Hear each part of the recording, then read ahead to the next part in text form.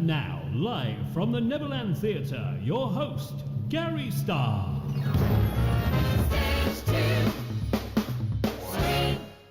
Hello, a very good evening to you. Welcome to Stage to Stream. It's Thursday, I think. Yes, it is Thursday, the 1st of April. April Fool's Day. Welcome one and all to tonight's show, live from the Neverland Theatre here in the sunny town of Skeg, Vegas. I can't confirm it's sunny. I've scummy, yes.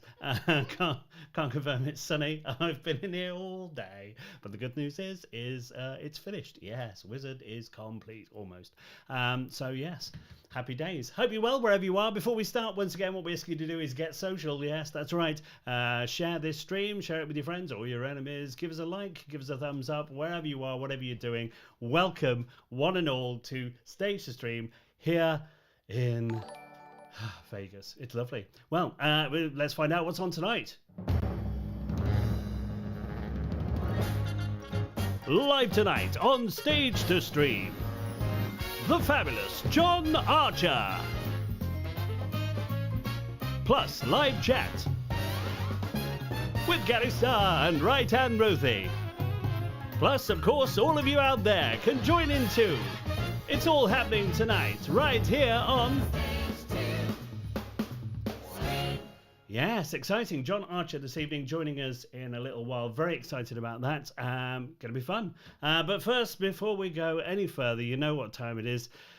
It wouldn't be a show without her. It is time for Right Hand Ruthie. Right hand Ruthie, right hand Ruthie. Right hand Ruthie.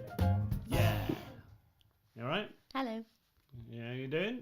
Good, how are you? Yeah, I'm not even going to tell you. There you go. There she is. You just moved across into the right place. It was good. Oh, I just twitched, that was all. there It you wasn't go. intentional. Is Good. that better? Yeah, that's better, yeah. There you Yeah, go. okay. Same every time. I need to lean. Doesn't change. No, you see what the problem is because we've got these two desks that are like shoved together. Right. And Don't ruin the magic. I can't go more to the left because there is a Don't partition. ruin the magic. It's I'll all just good. lean. Yeah, just lean. So how are you this evening? Are you well? Very good, how are you? Yeah, very good. What have you been up to? Lots. Yeah, like? Been monkeying about today. Have you? Doing what? Oh, yes, you have, yeah. Been doing some more filming for the Wizard of Oz today. The final bits of filming, which have been dropped in into the final thing that I've been doing. I've lost the plot. I've been sat here since Saturday. I'm nearly done though. By the end of tonight, that's it. We're gonna be done. I counted the hours. Did you? 86 and a half so far. Let's get in. I only thought it was 40. I don't know. Saturday. I mistimed it. 86. That's good going. And a isn't it? half. And a half. Yeah. Excellent. Well, there'll be a few more tonight, but it's done, and it's very exciting. Yeah. You worked late last night, didn't you? There was I did. Dog sitting. I've got to say, well done to Skegness Police. Oh yeah. Because Yeah. I was with the dogs dog sitting whilst you were editing and whatnot. What time was it? It was gone midnight. It was gone midnight. Yeah. And doorbell rings. We've got one of those doorbells, you know, that you can Talk through and you can see. Talk at. Anyway, that goes. I'm like, oh, what's going on? Panicked a little bit. And it was the police because they had some scoundrels causing havoc and mischief up and down the street apparently, and they saw the lights on and they wanted to check to make sure that everything was all right. How good's that? It was very good. I was very shocked when I opened the door and there was about 7 or 8 of them and loads, 3 weren't police there? cards. I was like, oh, time's up. But no, so thank you to Skegness Police. Out and about late at night, Very good. sorting problems. Good. You went, who are you? You went, I went, I'm Gary Starr. no, you didn't. You went, oh, Gary Starr. No, I didn't. I said, You did. I'm Gary Starr. I was listening on the intercom. And he went, I already know. They come to our comedy nights. Good. No, it was good. Well done, them. Yeah. Now let's talk about something else. It is April Fool's Day today, Ruth. Yep. And what did you do today? I got you good. So I did. No, you didn't. Yes, I Did did. you, Ruth? I did. So Ruth today has been spending a day making things. Well, making something, which I'm Not going to. all day. Well, I spent was about 7 minutes, so I didn't spend a lot of time on it, to be honest. So we've all heard of the hilarious thing called the whoopee cushion. Wow, I mean, amazing. But Ruth went one further and decided to make her own. Oh yeah, this happened. Yep. So good was it. She actually asked me to sit back down 4 times until it happened. Well, no, it did happen. It was just quiet. You didn't quite hear it. Yeah, and there's a reason for that. And it's because it looks like this. This is a sponge in a sandwich bag with a bit of a balloon sellotaped on it and a bit of paper in the middle there. And it does this. Exactly. You got to get it right. Who doesn't love a trump in a bag? A trump in a bag. That's what we've come to. Do it again. No. Oh. No. Well, give it here then, because otherwise you'll throw it in the bin, and I need to work on this, make it better. Now the reason why is because Just handing that over. The magic into the studio. Oh yeah. Oh yeah. Thanks. Oh, through the wall. Yeah. There's no whoopee cushions in Skegness, so. Oh, I wonder why. Yeah. It's because it's not the 1970s anymore. That'd be why. Beverly Charles said it looks like intestines. Yeah. Intestines. Hold it up a bit. Yeah, there you go. Look at the state of that. Oh. A sandwich bag, a sponge, and the end of a balloon. Amazing. It makes more noise crinkling. Well, I didn't have a non-crinkly bag. Anyway. Good. So, anyway, it worked, didn't it? So. Not really, no. But top banter, Ruth, and well done to you. Let's talk about people in the chat right now, because you know what time it is. It's time to... Let's get social. Ting. Yeah. We're here. Welcome, everyone. How are you? Did you get pranked today? Let us know in the comments. I saw a lot of rubbish like, oh, this is happening to me today. But they were so ridiculously outrageous. Which ones? Like who? Okay. People or businesses? Yeah, or... people. Ah, Yeah. So I haven't seen a lot of businesses. I saw Home Bargains try to do one by putting up their old sign. I was like, it's a bit weak. maybe I'm getting a bit old, but I don't know. I was Getting. wow. So yeah, but nothing really amusing today. Anyway, Ruth, come on. I saw one. BBC. Mm. We're allowed to say that, aren't we? There are other TV Well, shows out there. The Depends BBC. what context. So. Well, they put one out for RuPaul's Drag Race saying that it might be true. I don't know if it is. It's a terrible day to advertise it on, saying that the next season's going to be the last season. That's probably but considering that it's brought in loads of money for them, no. In it's fairness, done very well. it might be coming off the BBC. That could be happening. Oh, so maybe it is true. Who knows? Well, it could be because that's the reason the British drag queens don't win massive prizes like the American ones. You know, where they win $5,000. They win money. You can't on the BBC apparently. So that's probably why. Anyway, if you want to get social this evening, we probably should tell them what to do. Oh yeah, that's the important bit. So as always, head on over to stagetostream.tv on Facebook, or you can go to the website and listen through the radio. We have a 24-hour radio. How exciting is that? It is exciting. I mean, if you're on that, then you wouldn't have seen the homemade whoopee cushion, but you can certainly hear it. Same difference. Anyway, but if you want to watch it, head over to stagestream.tv on Facebook. Log in. Give it a like and a share, the stream and the page. Why not? Hop into the comments. Let me know if you've had a prank or if you have indeed been the pranker today. Tell me. Also, you can use the comments for asking questions later for our fabulous guest, Mr. John Archer. Alternatively, here's my telephone. How cool is that? It is cool. This has got WhatsApp on it. And if you want to send me a message, you can. The number is 07510 followed by 891 then 005. Let's get social. What was that number again? That's 07510 Of course. followed by 891 then 005. Brilliant. where is the phone, by the way? Oh, you put it on charge over it. I What, you mean did. that's not the real phone? Yes, it is. Stop It's ruining the magic. charging. There you go. Just get someone to run it through to the thing for you. Oh, There here you they go. come. Thanks. Thanks. Yeah, got it. Oh, look, we've had a missed call. Great. I only got caught today. I bet you did. There was maybe it was an April Fool. Mm. It probably wasn't. No, they were trying to scam you out of money. Yeah. Got a telephone call from someone claiming to be from BT. I mean, it was a very crackly line. It probably was. So it then. probably was from BT. Oh. Telling me that that they were telling us that we have been having trouble with emails, which is actually ironically true. I have been having trouble with my emails. Anyway, this went on for about a minute and a half before I said, "I've got to stop you there. I need to hand you over to a different department, but this is a business line." And I said, "Yes, it is," and he hung up. So You know what that is? It's Ruth's fun fact of the day. Tell us about it, Ruthie. I will. Yeah. David Burton. Hello, sir. How are you? Hello, David. Hope you He's well? popped in. Get ready with that button, Gary. He says, I've become obsessed with correcting the spelling mistakes in my emails. Think I've become typochondriac. Very good. James Harrison's in the chat. Ah, Hi, hello. James. Hi, Hope James. you're well. James said, I'll never understand why you do my voice for what's that number again? Never understand it. We don't. Oh, yeah. Yeah. Yeah. That's a good point. It is, but you enjoy it, don't you? Well, it's probably the only bit I know. I still don't know the number, Yeah. technically. For some reason, it just won't stick in my head.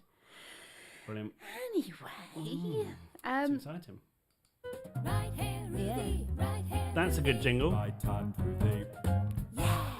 Yeah, Yeah. that's true. So James, who's in the chat, did all our jingles for us. Hope you're well, James. It's all wonderful here, as you can see. Longland. Hello, Paul. Oh, go on. How are you? No, he just said, hey. He's popped in the chat. He's done what I've asked. Oh, okay. That's nice. Charlotte Dub- Darcy said, hey, Gary, how are you? Jinx. I'm all right, thank you. Hope you're well too. Ah. Thanks very much. Yeah, making friends. Yeah. Who else have we got? Making Beverly friends Charles is on here. the internet. Hi, Beverly. Got that badge back yet? No, it's not there. Paul from where are we? Paul Dixon. His suntan's already gone brown. Just in Where case are anyone we? wanted to know from yesterday. Did you know it's supposed to be snowing? Well, it's not supposed to be. I mean, there's 70% chance that it's supposed to snow on Monday. What's that about? It's Ruth's fun fact of the day. She's doing the weather. Tell us about it, Ruthie. Yeah. No, I'm going to stop you there because that's not a fun fact. No, but you are It's doing a the weather horrendous now. fact. Well, it's a fun I mean, fact it's of the all right day. when it's all white and nice and you've got to go nowhere. Oh, that was terrible grammar. And you've got to go nowhere. Can't go nowhere. It's all right, isn't it? You know, when it's snowing. Wherever Oh, that is. You've let your real I accent slipped. Oh, no. No, no. But you know, when it's all that brown slushy nonsense, nobody likes that. Get it gone. What are Anyway, you talking about? the snow. All right. Okay. Why is it? How have we gone from yesterday when it was like 19 degrees and everyone was getting sunburn to less than a week later, snow? Well, Makes no sense. it's a question I'm sure will, be on our minds for at least the next hour. Well, it'll certainly be on 9. I know. Now listen, who else have we got? Harry Stedman, here he is. We've got Leanne Unsworth. Leanne Unsworth said, I saw the next series of Bridgerton is being released next week. Never seen it. Kind of doesn't interest me, that. But I'll be honest with you. Here I we go. saw an article about the... Because they Brace filmed a yourself. lot of it in, I want to say, Bristol or Bath? I think it was Bath. And apparently there was a lot of post-editing errors. Like they left the Primark sign up on Primark as they were driving past it and like double yellow lines and stuff like that and signs on lampposts and things. They forgot to take You those have out. one job when you're editing, and that's to look at what you're editing. Or maybe they did it on purpose to make people talk about it. You know when Yeah, they do could that in do. adverts, don't they? Yeah. It's like when there was a girl, and I'll remember it now, and see, I'm still talking about it now, which makes me mention the brand name, which was Rimmel, the makeup. They first used a girl who had, I don't know what the technical name is, she had a gap in her teeth. It was a sizable gap, but sometimes they do that, don't they? To make you then remember stuff, remember the brand, because now I'm talking about it later. I mean, this happened, first time I saw that, 6 or 7 years ago. And now I've just mentioned it again, and I've now all told you Rimmel, which is free advertising for them. Great. clever, innit? Baldy Clown's just joined us. Hello. He's here. Welcome. You're just in time to join Ruth mid-ramble. No, that's it. That's all I wanted to say on the matter. Is that it? Oh, okay. Thanks for that. Great. But yes, now I've been monkeying about. That's what we were talking about. You have been, yes. And the show is nearly ready. It's out Nearly on ready. Sunday. Very exciting indeed. Wizard of Oz Online is available to rent on Sunday. Very exciting indeed. It's been a lot of work, but it's the best one we've done, without a doubt. It's a good one. Looking Leanne forward to it. Unsworth. I What? slip back into that accent sometimes. Where are you from, Leanne Unsworth? Don't know. I thought you were from here. Skegness. We talk like that anyway, don't No, not really. Don't we? No, Skegness is. Oh. I don't really know how to describe it. Doesn't really have an actual accent, does it? Just a lot of other. I don't know. Anyway, Accents from around the world. mid rimmel. Do you mean? Says Steve Daniels. Mid rimmel. Oh, Steve Andrews is here. I don't know what does that mean, Steve? Mid rimmel. Because you joined in Oh, you came on. mid ramble. Oh, he's being funny. He's done a funny You can have one of them. because I was talking about rimmel, ramble. There you go. Either It's all that or happening now, isn't it? I've made something out of nothing, which There you go. happens You haven't. quite frequently. You haven't, in fairness. No. No, Steve Andrews got the gag. All right, All fine. right, there you go. Calm your boots. Yeah, they're all Yeah. calm. It's all Anyway, happening. so Yeah. has anyone had any pranks out there today? Pranks. Or have you done any pranking? Carl Lawrence is here. Who, sorry? Carl Lawrence. Carl Lawrence. Hello, how That's are what you? I said. I just heard Carl. I think I think time slowed down for you a bit. it did. Or sped up, one of the two. How are you, Carl? You good? It's all good, You, isn't it? you can't reply to me. It's been ages since I've seen you. Yeah. That's nice, isn't it? Right, It's where nice, are yeah. we? Right. Where are we? I don't know. I'm scrolling back up. I'm sort of reading Live and on Stage to trying Stream. to. Oh, it's short tonight. Redefined it, which means we get a ramble.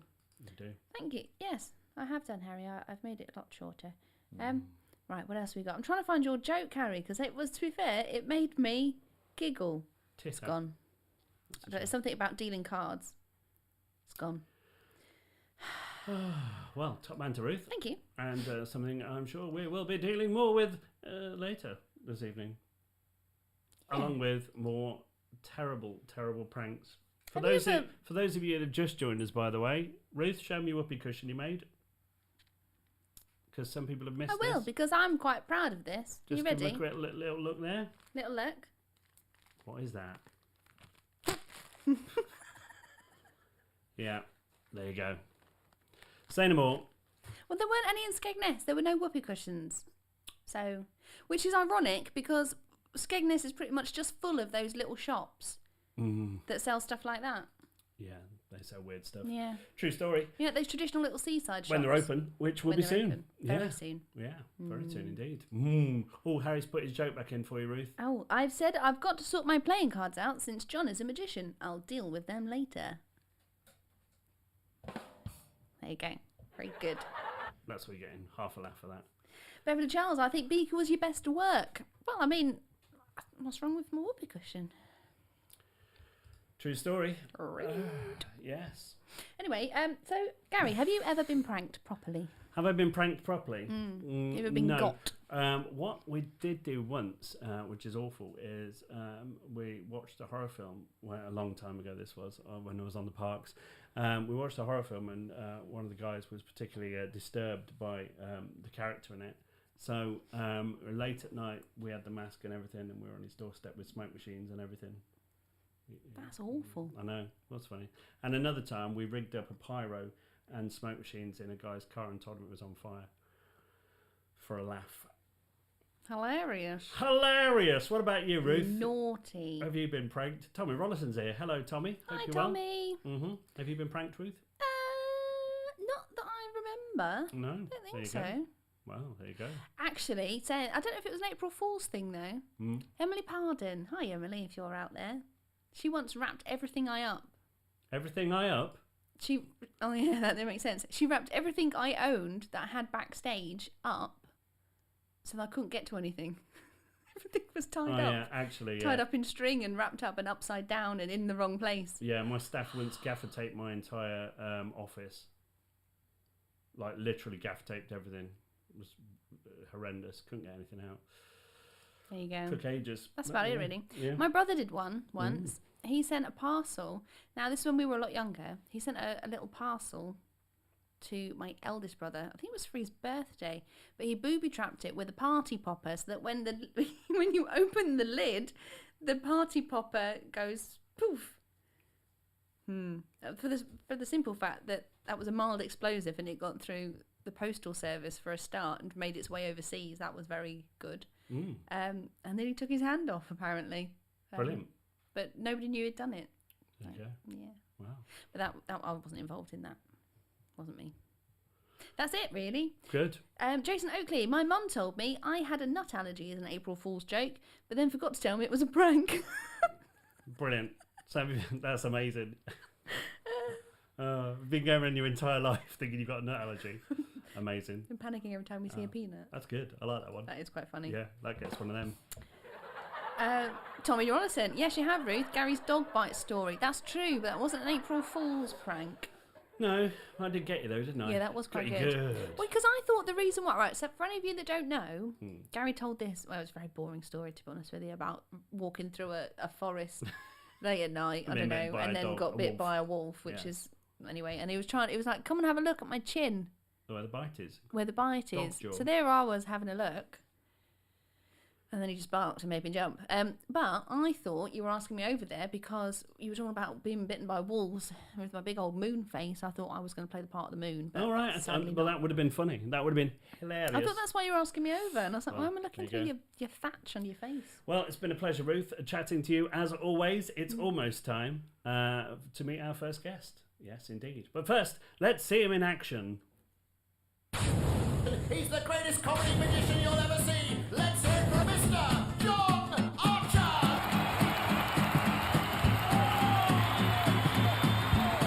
We're joined by magician extraordinaire, Mr. John Archer. Everyone wants to play people's magic. Hello. John Archer kissed me. He's happy to be here. You're going to love him, Mr. John Archer.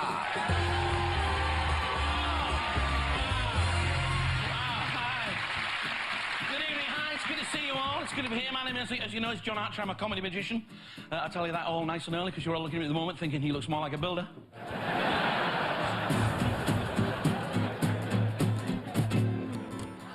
So I thought you might want to see a picture of me. Well, that's me there. So I got one printed out just because obviously you might forget who I am without having a picture behind to reference to. So if you just excuse me a second.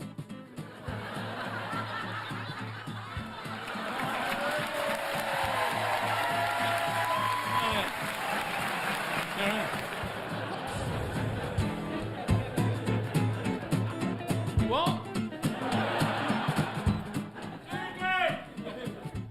That's what I thought you said. I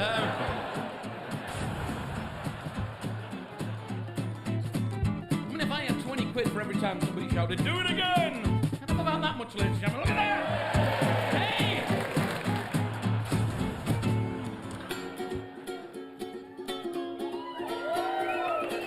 Not now. No, please. It was actually nearly finished then.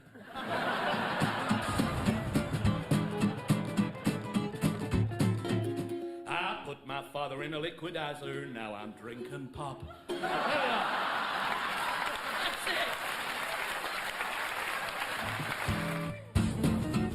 John Archer will always be special to us because he was our first.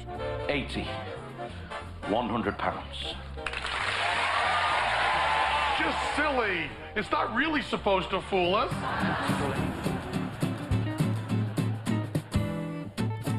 I didn't stand a chance!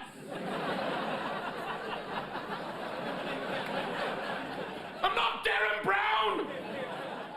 Or Dinah Rudd! Was it Dunbury? It was Dunbury! Thank you! The King of Hearts, the Two of Spades, and the Six of Diamonds. If I've named your card, would you sit down, please?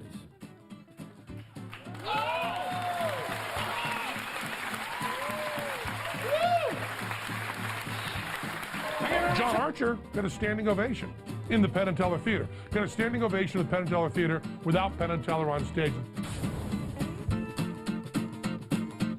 It felt a little bit gladiatorial. I think you could put John almost anywhere, and he would absolutely kill.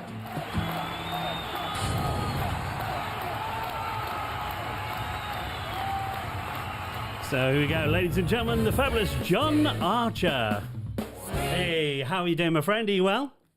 Yeah, I'm very good, thanks. I like the sound of that guy. I would book him. Yes, yeah, amazing. And what great credentials coming from Penn and Teller. I mean, that's amazing. Yeah. No, they were very, very generous to me, and yeah, it was great fun. The Foolish thing was great fun, nerve-wracking, but yeah, I can imagine. And you obviously you were on stage with them as well, so that, I mean, that's got to be even more nerve-wracking. Yeah, well, actually, when I performed in their show, I was on after that. Funnily enough, after their show, so they did their show, and then they announced at the start of the show, they announced that two guys were going to be there who'd fooled them in this show over in the UK, because it was the very first, show that I did, and we did the pilot of the series. Yeah.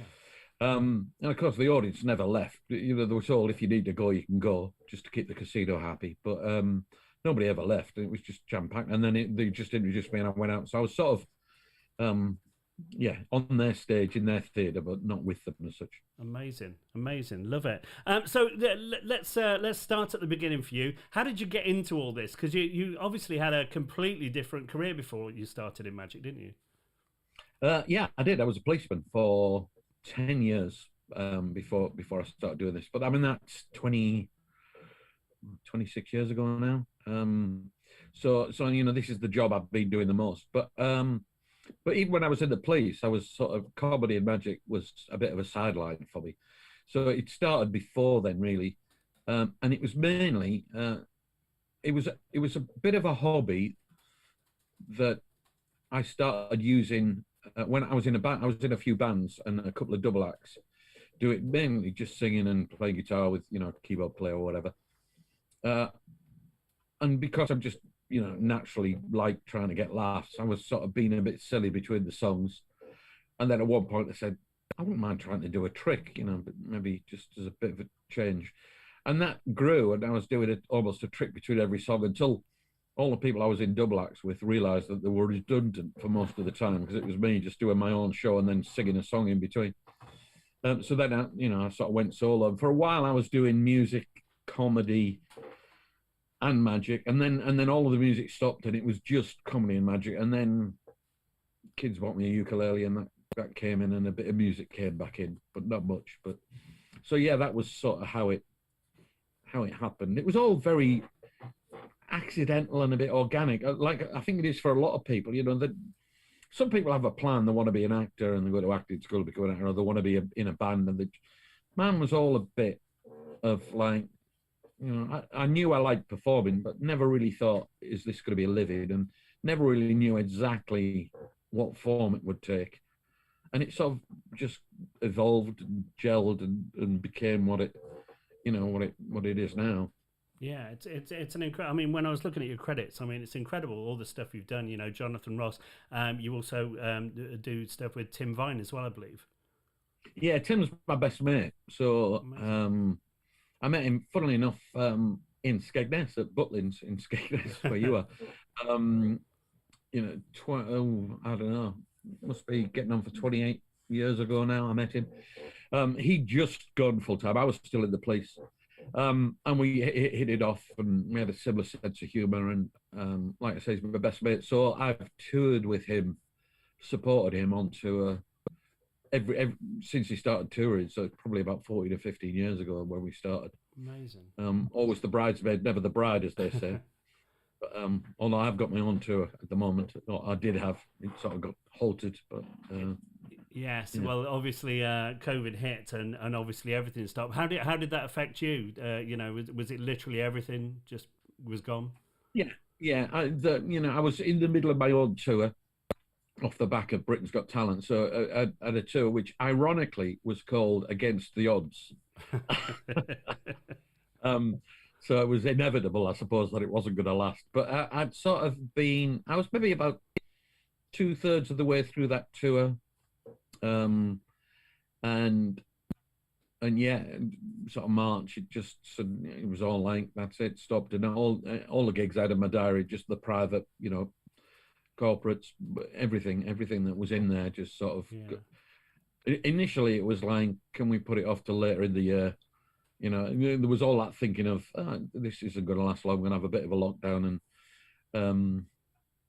And yeah, it just kept putting back and put back, and then some of them cancelled altogether and said, "Look, we'll reorganise something when things get better." Yeah. But thankfully, you know, the people are starting to book things now. So yeah, yeah. but yeah, literally nothing. It's sort of, and I contemplated. A lot of my colleagues, sort of comedy magicians or just magicians, have started doing Zoom magic shows, and I did think about that, but I didn't think about it for very long because I just knew I wouldn't enjoy it. I did a little one for a friend, about 15 minutes, and I didn't really feel like I was an entertainer. I felt a little bit like I was working in a call center. Yeah, yeah. You know, so I never really took them up, and I'm doing a few bits and bobs, but really I've sort of, you know, thankfully got through with money I had and government help and everything else. Yeah, it's been a strange old year, hasn't it? Now you mentioned Britain's Got Talent there. How was that? Because you got right to the end, didn't you? Well, I got to the semis. Yeah. I got to the semi-final week, and that was really, really good, really positive experience. I'd put it off for quite a while. I'd said no. I don't know how many times they asked me over the years, and I'd sort of said no, not for me. And then I just noticed over the last few years leading up to, it was 2019 now when I did it, but leading up to then, I noticed a bit of a change in the way they were treating the acts. Yeah. And I think it was because of, what was the Saturday morning show where that got took off the air because some guy committed suicide. What was that show? Was it not The Right Stuff? It was Jeremy Kyle, wasn't it? Yeah. You know, Jeremy Kyle sort of had that awkward thing where somebody had been on and then they ended up taking their own life very sadly. And of course, I think they realised that you've got to be careful how you treat people on television. You've got to be careful, you know, how you can't ridicule them and you can't put them down too much. And I did notice there was a slight change in that. And if you watch the early BGT shows, you hear the audience booing the acts, getting off, and you hear terrible comments of, you know, you're an awful act. That doesn't happen now. If the audience boo, they boo the judges. Yeah. And the audience are very, very, very are encouraged to be. I think they were encouraged to boo the act at one point, but now they're encouraged to give the act support. Yeah. And then the judges now are you know, if they don't like it, they let them down very, very gently. So it was a different thing. So I thought, I think I can go on without worrying that I'm gonna get slated and look like a terrible act, because that's a worry of every act. Yeah. You don't want to go on a national television show and have your whole career, you know, ruined. Yeah. So thankfully, you know, they were great with me, and I enjoyed it. You know, every minute of it, really. Good. Well, that's what it's about. Absolutely. With your tour that obviously got cancelled due to COVID, is this going back on? You know, in the future, are you now looking to start? Yeah. Most of the, like I said, I think I've only got about 5 or 6 dates left, and most of them are happening in October onwards. There's one that still hasn't. I think Fareham, we still haven't got a definite date for the because that was supposed to be March. So we haven't got another date for that yet, but that'll come up. But yeah, they're all being rescheduled, and then I'm touring with Tim later this year, which is starting really in July. So that's pretty quick, and that's a tour called Plastic Elvis. Okay. Which is Tim Fine dressed up as Elvis Presley. In fact, I've got a picture of him. Hang on a sec. This is what we like. This is on my notice board. I just pulled it off. Amazing. But there he is. So this was a test out we did at the Half Moon in Putney. Yeah. A few years ago. But he plays Plastic Elvis with a full backing band. So he does that. It's sort of like a parody. Yeah. You know, it's not been Elvis, but been Plastic Elvis. Yeah. But speaking with an Elvis accent and being silly between the songs, but singing proper Elvis songs with a proper backing band who know what they're doing. Yeah. And then I'm opening for him with my ukulele, electric Stratocaster ukulele, as Big Buddy Holly. Amazing. So yeah, so I'm wearing a wig and Buddy Holly glasses, and it's a really bad American accent, you know. You've had time to work on it though now. Have you? Well, do you know what? That has been the one good thing about this lockdown is I have sort of spent ages nailing down the Buddy Holly guitar licks and, you know, lead breaks for That'll Be the Day and It's So Easy and all that sort of stuff. So yeah, I sort of feel a little bit like if I'd have gone out when we were supposed to go out on tour, it would have been a little bit rough and ready. Whereas now, you know, I feel like because for me it's challenging. I mean, I've never gone out and not done a magic trick. Yeah. I'm going out and doing 25 minutes of just me and a ukulele singing songs, essentially. I mean, it's comedic and it's, you know, the voice is silly. It's like, well, little things that you say do. It's all sort of, you know, slightly ridiculous. But it is hopefully going to be funny. But it's still that, you know, slightly out of my comfort zone. Yeah, and is that the same for Tim as well? Because obviously he's obviously well known as a comedian, so to do that sort of thing as well. Is that something he's done before, or? Yeah, we're both a little bit unsure exactly how it's going to be received. We did a one night at Edinburgh Festival in 2019 at the Spiegel tent, and that was sold out, 500 people. Amazing. And it went really well. It was really well received. The comics, you know, the comedians came to see it, thought it was hilarious, and, you know, thought the music was great. The backing band, they're all session musicians. So Tim has his full backing band with a backing singer, and it sounds great. He's got a reasonable voice, you know, he can hold a tune. So, so musically, it's you know, if you're a fan of Buddy Holly and Elvis, you'll come along and enjoy the music, hopefully. Yeah.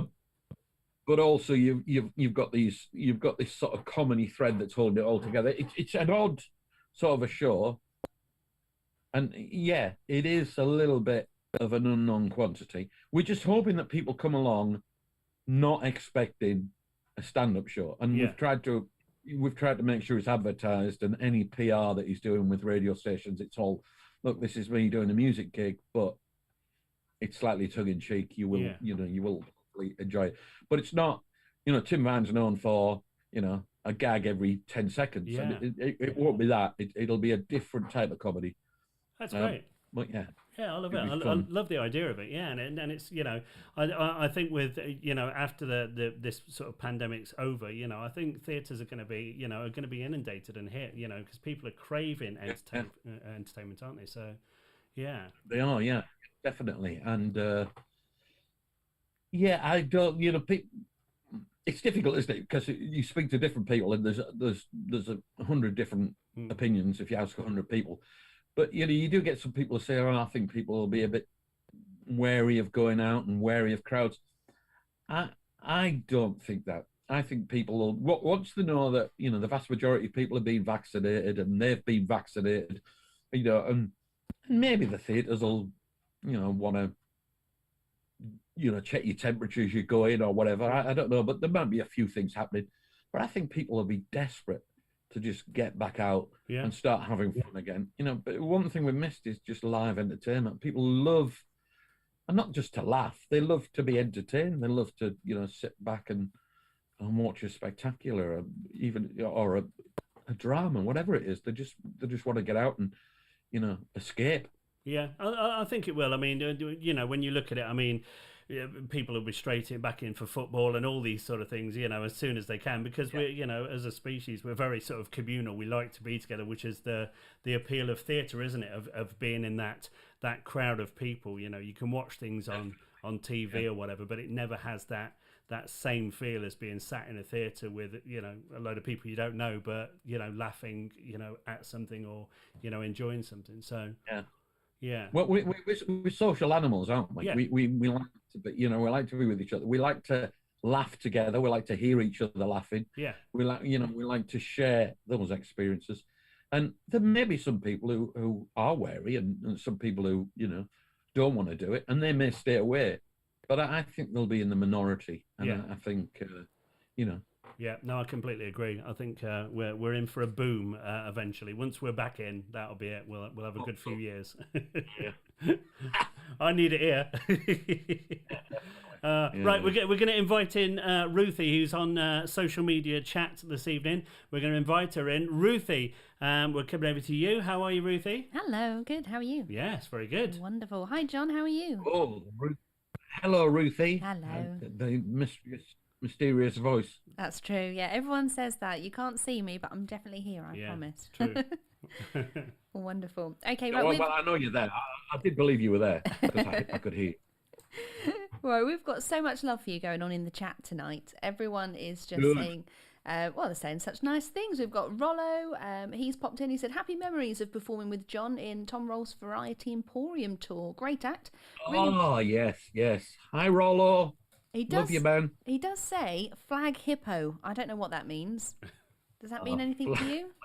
Flag hippo, you need to go on YouTube, and that's a Tim Vine thing. Really, I shouldn't take any credit for it. Unfortunately, I do get a bit of credit, and I think it probably annoys Tim because he came up with the idea.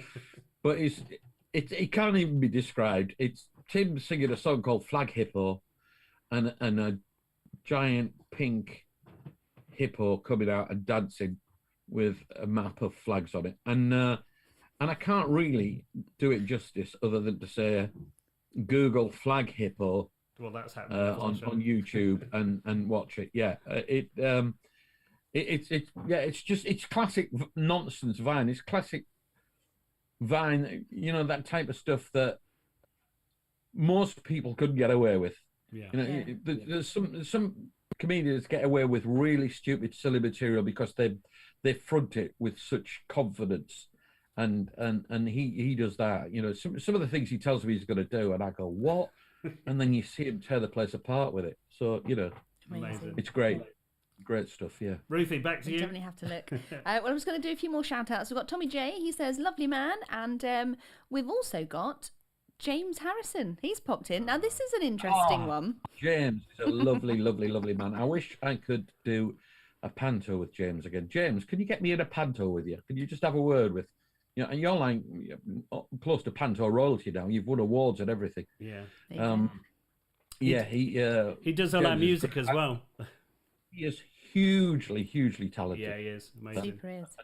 Annoyingly so. We had a show with James on as it was weeks ago now, and we had Disco Sharks and everything going on. It was brilliant. Yeah. Very good. But I've got to mention, James Harrison has said, John bringing a pickaxe on stage in the show we did together was one of my favourite moments, but we probably shouldn't talk about that. He said I got into a lot of trouble for that. He said, well, instead, maybe you could tell the audience about the time you've knocked out a dancer live on stage. I don't know what he's talking about. Yeah. Not with a pickaxe. Hopefully not with a pickaxe. No, I think she's thin. She probably hasn't forgiven me, bless her cotton socks. I don't think she even speaks to me on Facebook anymore. But we're doing, you know, the old sketch. What's the song? If I went up on the stage.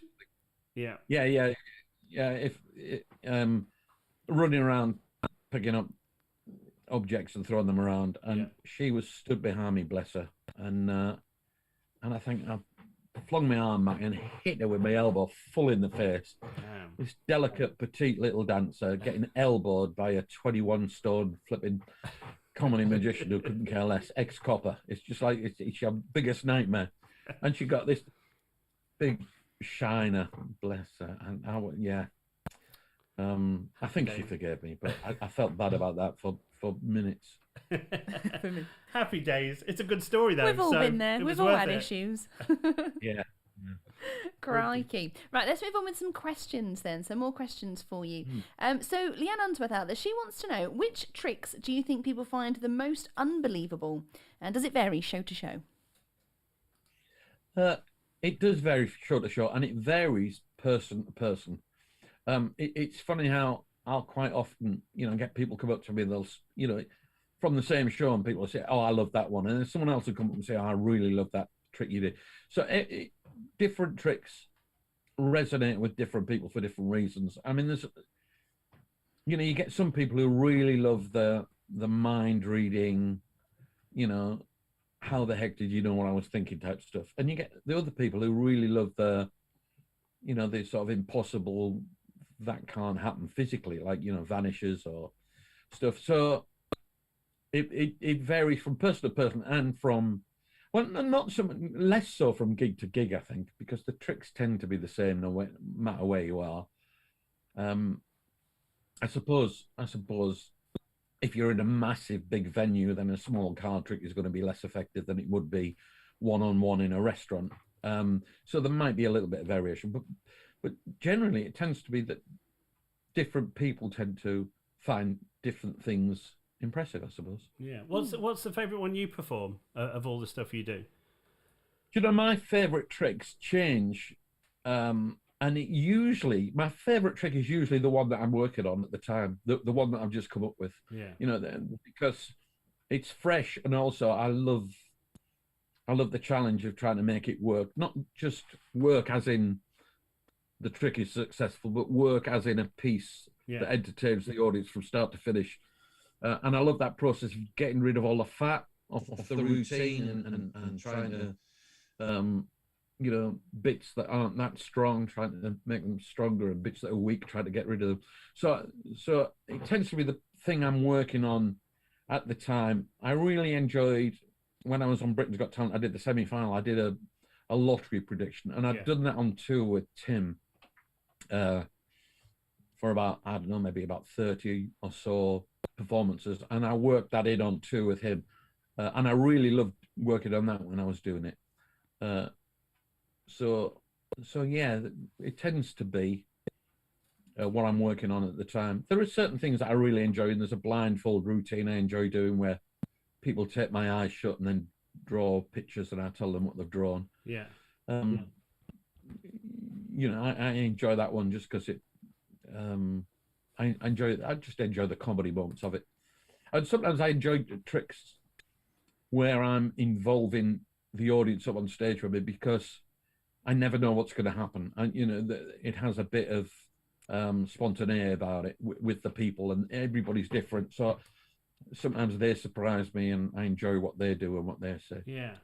I suppose it's all that creativity, isn't it? You know, which is why you obviously enjoy what you're doing at the time. It's you know, doing something that's your own and getting out there and putting it out there, which is amazing. Yeah, but I suppose it's like a, you know, an actor. You know, when they start working on a new play, it feels very exciting, and they really love, you know, doing it. Or a, you know, singer who suddenly writes or learns a new song and starts performing it and goes out for the first time. You know, we're always sort of more attached to the stuff that's new and fresh. Yeah. Ruthie, we're coming back to you. Lovely. Okay, we've got Beverly Charles. She wants to know, is there an event or venue you'd love to work but haven't yet? So what's the dream venue? That's funny, because the Palladium was my dream venue, and then of course Britain's Got Talent, the auditions that I performed there. So I sort of felt like I ticked that off my bucket list, and that was the only real theatre that I was, you know, wanting to tick off. I'd love to do things like I'd love to perform in a West End run of a show, maybe. I mean, there's been a few things like the Illusionists and Impossible and things like that, which I haven't been involved in, but. You know, and I'd love. There's some places in America I'd quite like to perform at if I got a chance, but really the Palladium was the big thing. It was one of the reasons why I did Britain's Got Talent. It wasn't the main reason, but I just thought it'd be great to get to perform. And in fact, when they got in touch with me, they offered me some dates to audition in Manchester at the MEN Arena, and I'd performed there on tour with Tim. Yeah.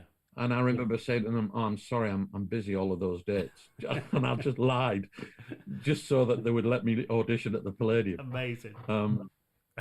So yeah, I like that. And I mean, I did the Royal Albert Hall once. I did a charity thing at the Royal Albert Hall with a lot of acts. I just did 10 minutes on stage, but it was full, 4,500 people, and that was, you know, that was a great thing off the list. And the Hammersmith Apollo, which I did the semi-final of Britain's Got Talent, but I'd already done the Hammersmith Apollo on tour with Tim as well. So, Amazing. and that's an amazing venue. That's like 3,500, and it's iconic because the Beatles played there, and so many great names have played there. So it's incredible. It's funny how little theatres, or big theatres, sometimes it's the memories. I remember doing the Rose Theatre in Tewkesbury, and the Rose Theatre is where Eric Morecambe died, sadly. He died in the dressing room at the Rose Theatre. He sort of came off stage and he'd had a heart attack. And I remember performing there and sitting in the dressing room. And when I was a kid, I was a massive fan of Morecambe and Wise. I was hugely influenced by Morecambe and Wise, Tommy Cooper, Les Dawson, all of those sort of old 70s, 80s performers. So sometimes you perform in a theatre and it's just got great memories. You go and perform with someone like, I think the Liverpool Empire. You find out, oh yeah, that was the first place where Eric and Ernie performed as a duo. Was the Liverpool Empire. Yeah. And then other ones, you go, oh yeah, Charlie Chaplin used to fall out of that balcony there. And you go, what? Incredible. It's just so yeah. So many theatres have a lot of history attached to them, and they've all got a different history attached, and it's great that you sort of go on. You become part of that little bit of history, even though people might forget about you. You think, well, I was there. Yeah, I do waffle when it must be a question, don't I? No, it's good. No, it's interesting. It's a nice sort of insight into it, because you're right. A lot of these theatres have such history that a lot of people don't even think about when you go and see a show. But like you say, if you're fans of the classics, then there's a lot of history there to know about. So that's amazing. Ruthie, we got time for one more this evening. One more. Okie dokie. We want to know, what is your best piece of advice for anyone starting out? Anyone who wants to become into the entertainment industry, including comedy, magician, that type of thing?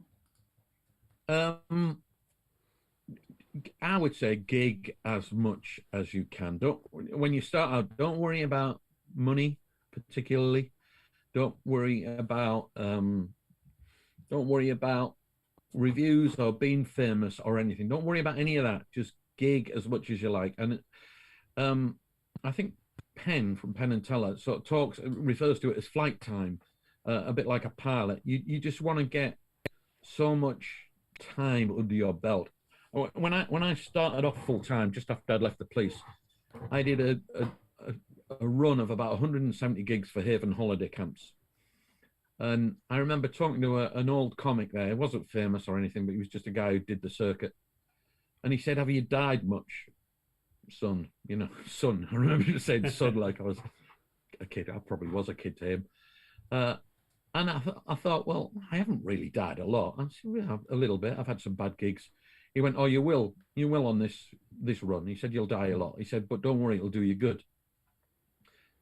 And I said, "What do you mean?" He said, "You won't see a good boxer who hasn't been punched in the face. Because if you haven't been punched in the face, you're frightened of being punched in the face. And when you've been punched in the face as a boxer several times, you realise it's not that bad. And you'll recover. And it doesn't hurt as much as you think. And, the next morning you might be bruised, but you'll get over it." And that's what it is. It's you've got to do as many gigs as you can and experience everything from the brilliant gigs to the bad gigs, so that you've got this confidence and experience that you can deal with all of the stuff. And eventually you'll just naturally get good if you do, unless you're terrible to start with. But if you've got a love for it and you've got a bit of a talent, you will naturally get better. And stage time helps. Amazing. Great advice. My friend, it's been an absolute pleasure chatting to you this evening. Time just flies so quickly. But it's been wonderful. Thank you so much for joining us tonight. Wishing you all the success on the new tour as soon as you get it back started. I'm going to be there. I'm going to come and see it. I'm looking forward to it. So thank you very much. Absolutely. My friend, John Archer, thank you very much. Have a wonderful evening. Thank you. Bye-bye. Thank you very much. Take care. Something magical is coming this Easter. Live on Stage to Stream, our brand new online panto, The Wonderful Wizard of Oz.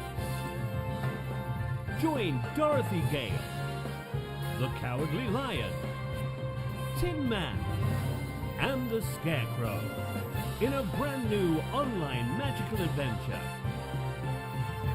Live this Easter at www.stagetostream.tv. The Wonderful Wizard of Oz, live online this Easter. For more information, visit our website at www.stagetostream.tv.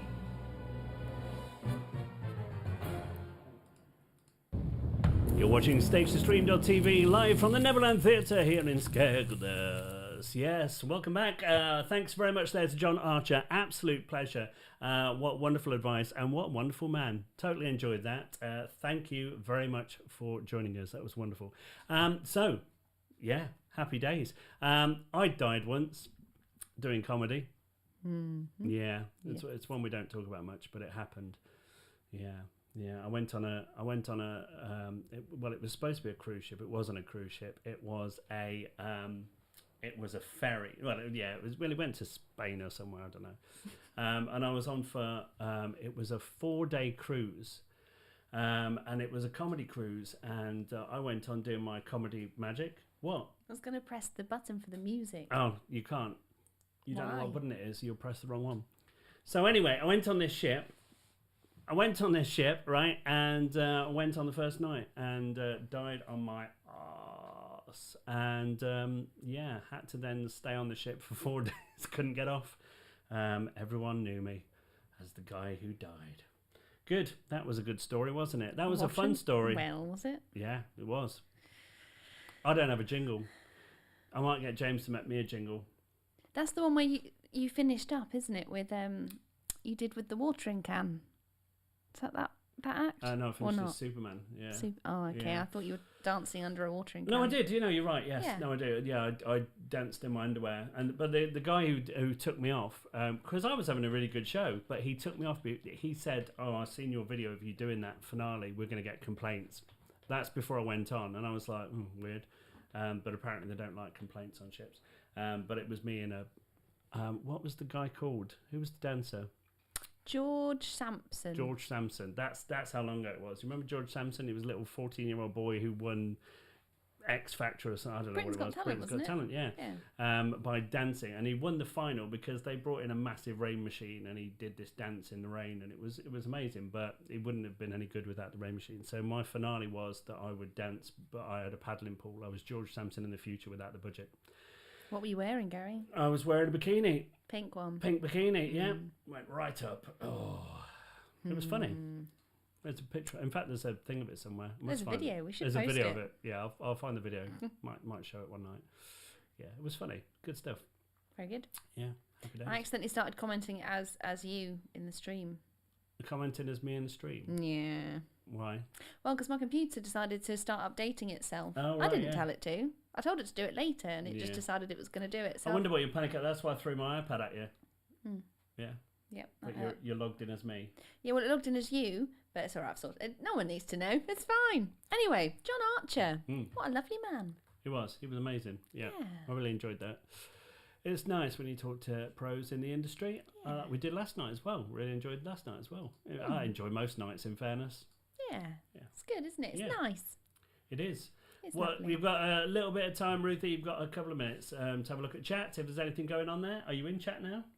Yeah, I think so. What are you writing down? Tomorrow's guest, because I've not got my laptop, so I thought I would just make a note. Right, let's have a little look. What have we got going on in the chat? What's in the chat? What's in the chat? Du-du-du-du-du-du. Oh, Ross, I didn't see your question. Ross, that's a good question. What do you think about shows like Britain's Got Talent? Is it a nice, positive experience? Do we need them? Yeah, well, I think it has its place. I think, like we're saying, now it's not, where they're trying to just, where they have people on to laugh at and, and do that side of it. I think that's a better thing. I always kind of felt, wow, then people have to live with that, when they did those horrific things to people, just laughed at them and, and told them they were awful and literally put them on the show because they were going to be awful. So, but that's like the old pop idols and that, isn't it? When they used to, they'd have they show the auditions, don't they? And everybody watches it for like the ones that aren't quite in tune and the quite eccentric ones. Yeah. But thinking about it now, it's quite horrible, isn't it? Yeah. Yeah. Anyway. I always felt it was at the time, but there you go. I'm just a sensitive soul. There you go. Good. Anybody else? Let me scroll up. Ross Gunning again, the voice of God. That's me. Yeah. Sarah McDonald. So you didn't rock the boat then? No, sadly not. I was awful. Jason Oakley. I'm like a comedy zombie, living dead.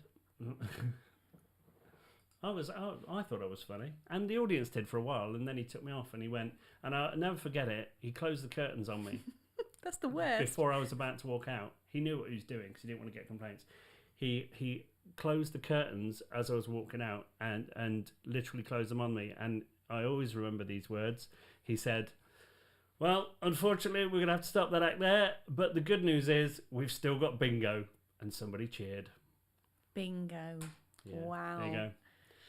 Haunts me to this day. But there you go. Such is life, and I learned from it. Is that why you have such an issue with bingo? Yeah. Is that why you try and sabotage every game of bingo? Yeah. Yeah.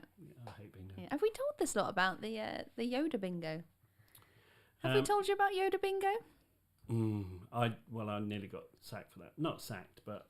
Oh no, it was almost a riot. Yeah. Yeah, I decided to do bingo in various comedy forms, and one night I did a barbarian calling bingo by eating a massive turkey while I was calling it. That annoyed people. But I did Yoda bingo, dressed as Yoda, and did the numbers like Yoda. Back to front. Yeah. Which, as everybody knows... 1980s. Yeah, annoyed people, apparently. So... Well, it's a serious business bingo, isn't it? Well, apparently so, but I don't care because I hate it. You know what? I was told, and this was years ago. Now, I don't know whether the manager just told me this to sort of scare me into doing it properly, but apparently, if you've got a pink card, which you need to obviously do bingo, that if you apparently not allowed to do the funnies anymore, like the two little ducks and all that kind of stuff. So I've never done it mainly for the reason of I also am not a big fan of bingo. Do you know why you can't do it, Ruth? Well, I was right. You go first. No, if you know, then... Well, no, I was... Well, this is the thing, because I was told by a manager once... Was it me? No, it wasn't. It was sure? It was a Warner's manager, and I worked at Warner's.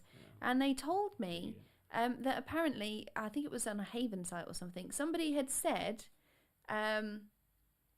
it's unlucky for some, obviously about to say 13... And somebody went, bingo! And it was like one of these big link-up games. So it was like for 50 grand or something. So unlucky for some, bingo. Well, it is for you because it's the number 12. Brilliant. Uproar, apparently. See, that's genius. Now, apparently, I've heard that there's a prison sentence that goes with it if you... I don't know. I mean, I don't know if that's true. Is that true? Anyone out there know? Probably, but if you ruin big link up bingo, probably because you're talking of hundreds of thousands of pounds at times. But you couldn't do like two little ducks because again, if people went quack quack like they all used to do, and you miss it, then it's your fault because you instigated people to quack. Yeah. So true story, very interesting. See that. Tonight, we've talked about things in the business. Oh, that makes a change. Bingo. There you go, you see. Do you know what? It does annoy me when you have people who shall remain nameless that try to upstage you when you're quite doing the job of calling bingo, where people spend a lot of money sometimes, don't they? And you just want to get through it and do it properly, Yeah. Don't need to start trying to be funny when you're on callback. Don't do that. Good. Well, it's been fun, Ruth. We've run out of time. In fact, we've gone 4 minutes over. For what? Yeah, no. Face we're pulling. Yeah, it's 4 minutes past 7. Paul Dixon, we do bingo at the club. Yeah, they love it. Do you know what? We bought loads of bingo. What do you call them? Dabbers, clipboards and dabbers, and we've got them under the stairs because we're never going to do. Why did we buy them? Because we were going to do bingo. You were, I wasn't. Oh, yeah. But anyway, anything we'll to get drop people them in. round. You can have them because we're having a clear out. They're still brand new. Oh yes, please. We've got tickets as well. Anyway, listen. Yeah. Say goodnight, Ruthie, because we've got to go. We'll be back tomorrow. Who's on tomorrow night? Alexander Millington. Amazing. Exciting. It is. It's tomorrow night. Tune in from 6 o'clock. Say goodnight, Ruthie. Good night, Ruthie. Hope you've enjoyed yourself this evening. Stay safe wherever you are. It's been a pleasure once again. Join us tomorrow night. I might even have an advert done if we're really pushing it for Wizard of Oz for Sunday, the new version. So the new advert, which will be exciting because you can get a little glimpse of what it's like. Very exciting indeed. Hope you've enjoyed yourself this evening. Take care. Stay safe until we get back in the theatre. See you soon. Good night.